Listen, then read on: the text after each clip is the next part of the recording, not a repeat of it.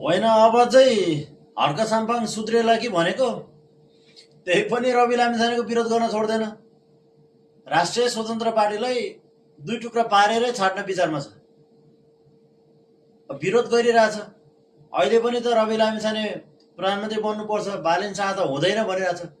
त्यत्रो चुनावमा बालेनलाई प्रधानमन्त्री बनाउने भनेर यत्रो एकलौटी जनताले भोट दिएर झन्डै झन्डै 2/3 चाहिँ सिट जितिरहेछ।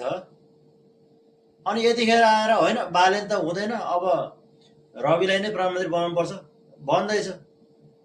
कहिले सुध्रिने हो हर्कजी तपाईँ, कहिले सुध्रिने? यो पाराले त हुँदैन नि। फेरि देशमा द्वन्द्व ल्याउने कि राष्ट्रिय स्वतन्त्र पार्टीलाई दुई भागमा विभाजन गरेर अनि यिनीहरूले काम गर्न सक्दैन, अनि अर्कोचोटि चाहिँ संशोधित पार्टीको चाहिँ बहुमत आउँछ कि भन्ने आश हो। त्यो पनि हुँदैन, सम्झिने मात्र हो।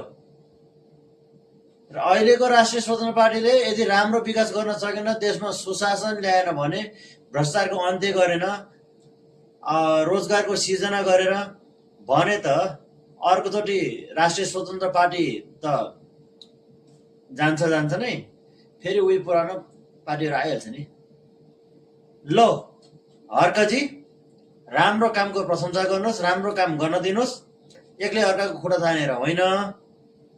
सबैजना मिलेर बरु राम्रो काम गर्नुहोस्, बरु सपोर्ट गर्नुहोस्, यो फुटाउने काम नगर्नुहोस्।